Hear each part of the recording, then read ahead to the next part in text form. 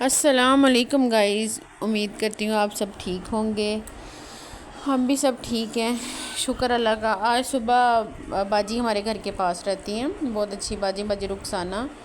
وہ ان سے میں نے کچھ دن پہلے ذکر کیا تھا کہ اس ہوٹل کے پراٹھے بڑے اچھے امی اور عبد الرحمن کو بڑے پسند آتے ہوتے ہیں۔ تو انہوں نے اپنے بچوں کے لیے ناشتہ لیا تو مجھے بتائے بغیر میرے بچوں کا بھی لے لیا۔ وہ بھی میری طرح بیوہ ہی ہیں، بڑی مشکلات میں اللہ تعالیٰ ان کے لیے آسانیاں فرمائے، ان کی ٹینشن دور کرے۔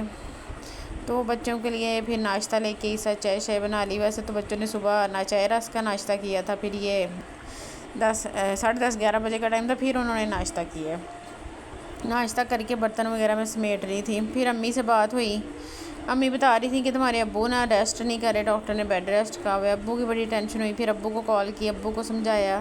ابو آرام سے نہیں بیٹھتے، جو بندہ کام کرتا ہو نا وہ آرام بیڈ ریسٹ کر بھی نہیں سکتا، لیکن پھر بھی کرنا بہت ضروری ہے۔ امی سے بات ہوئی، امی رو رہی تھی کہ مجھے ابو بڑے آج یاد آ رہے ہیں، میرے نانا ابو نا۔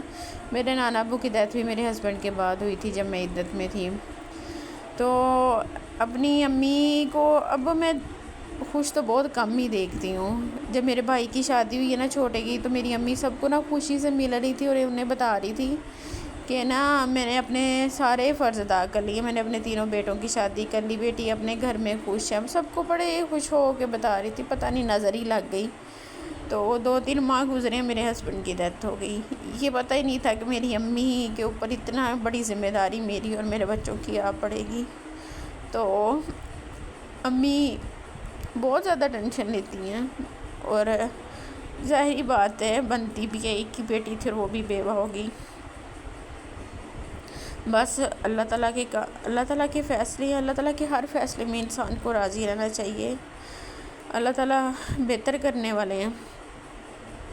تو امی کو نا اب زیادہ سے زیادہ خوش رکھنے کی کوشش، جب ہمارے گھر آتے ہیں نا ہم اپنی امی کو بہت خوش رکھنے کی کوشش کرتے ہیں۔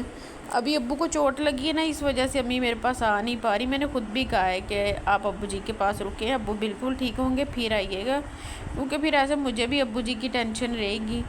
کچھ حرم نے ان دنوں میں اتنا تنگ کیا ہوا ہے، آج صبح بھی روتی رہی ہے۔ وہ دراصل نا اس کے خواب میں نا اس کے بابا آ نہیں رہے ہیں، تو اس چیز کو بڑا ہی مس کر رہی ہے کہ مما بابا نہیں آ رہے۔ کچھ اس کے چاچو سے بات نہیں ہو پا رہی، اس کے چاچو سے بہت زیادہ اٹیچ ہے، وہ بیزی ہیں، اس وجہ سے کال کرتے ہیں تو بات ہی نہیں ہو پا رہی۔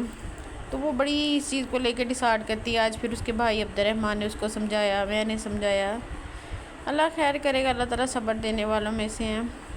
اگر آپ کو میرے ولاگ اچھے لگتے ہیں نا، اس کو میرے چینل کو سبسکرائب کریں، لائک کریں، شیئر کریں، کمنٹس کریں۔ آپ کے لیے ایک صرف سبسکرائب ہے، لیکن میرے لیے بہت بڑی ہیلپ بن جاتی ہے۔ دعاؤں میں ہمیں یاد رکھیں، ہم بھی آپ کو دعاؤں میں یاد رکھتے ہیں۔ اللہ حافظ، فی امان اللہ۔